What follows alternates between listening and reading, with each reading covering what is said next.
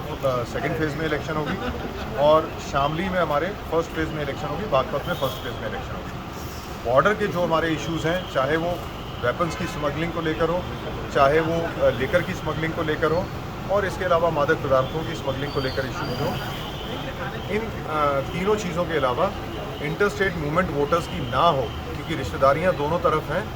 इन सभी चीज़ों पे हमारी स्ट्रेटजी बनी है और हमारी डिस्कशन हुई है और जितने हमारे हाईवेज़ हैं और अदरवाइज स्टेट हाईवेज़ हैं उन पे हम किस तरह से पिकेटिंग करेंगे, किस तरह से चेकिंग करेंगे और जो हमारे नदी के रास्ते हैं इस समय क्योंकि पानी बहुत कम है यमुना नदी में, उसको हम किस तरह से पेट्रोल करेंगे और किस तरह से आपस में सारी गतिविधियों को कोऑर्डिनेट करेंगे, उसी पे डिस्कशंस हुई। पहले एसओ इंस्पेक्टर्स के लेवल पे मीटिंग्स हो चुकी हैं, एसपीज़ के लेवल पे मीटिंग्स हो चुकी हैं। आज एडीजी मेरठ के द्वारा और इधर आईजी मैम के द्वारा मीटिंग करनी थी।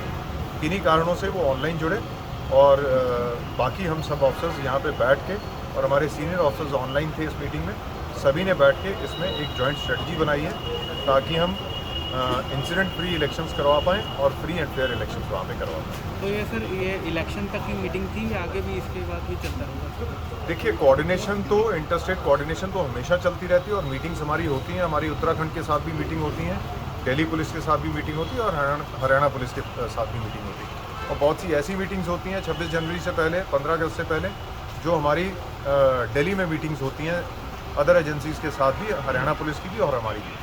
ये मीटिंग्स निरंतर चलती रहेंगी, लेकिन इस समय स्पेसिफिकली मीटिंग का मकसद ये इलेक्शंस है जो 7 फेजेस में यूपी में होने वाली है।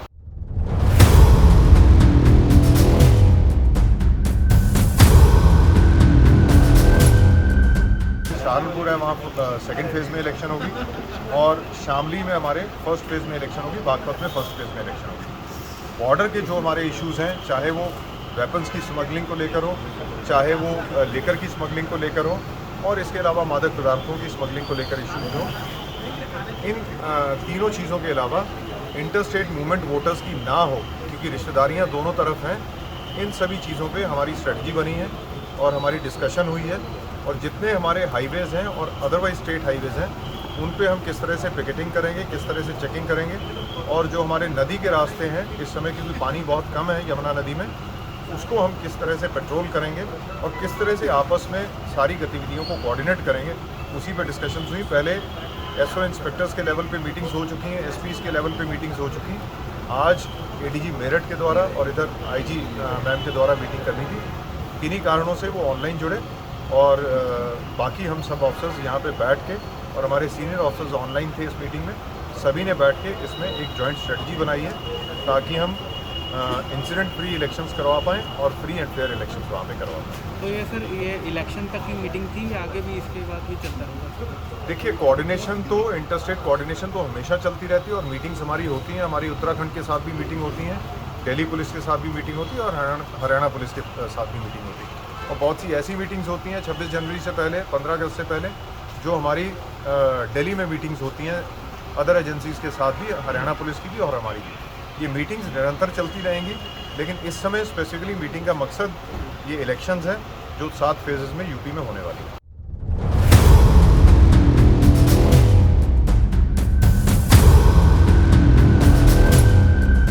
सहारनपुर है वहाँ सेकंड फेज़ में इलेक्शन होगी और शामली में हमारे फर्स्ट फेज़ में इलेक्शन होगी, बागपत में फर्स्ट फेज़ में इलेक्शन होगी। बॉर्डर के जो हमारे इश्यूज़ हैं, चाहे वो वेपन्स की स्मगलिंग को लेकर हो, चाहे वो लेकर की स्मगलिंग को लेकर हो और इसके अलावा मादक पदार्थों की स्मगलिंग को लेकर इश्यूज़ हो, इन तीनों चीज़ों के अलावा इंटर स्टेट मूवमेंट वोटर्स की ना हो, क्योंकि रिश्तेदारियाँ दोनों तरफ हैं। इन सभी चीज़ों पे हमारी स्ट्रेटजी बनी है और हमारी डिस्कशन हुई है और जितने हमारे हाईवेज़ हैं और अदरवाइज स्टेट हाईवेज़ हैं उन पे हम किस तरह से पिकेटिंग करेंगे, किस तरह से चेकिंग करेंगे और जो हमारे नदी के रास्ते हैं इस समय क्योंकि पानी बहुत कम है यमुना नदी में, उसको हम किस तरह से पेट्रोल करेंगे और किस तरह से आपस में सारी गतिविधियों को कोऑर्डिनेट करेंगे, उसी पे डिस्कशंस हुई। पहले एसओ इंस्पेक्टर्स के लेवल पे मीटिंग्स हो चुकी हैं, एसपीज़ के लेवल पे मीटिंग्स हो चुकी हैं। आज एडीजी मेरठ के द्वारा और इधर आईजी मैम के द्वारा मीटिंग करनी थी।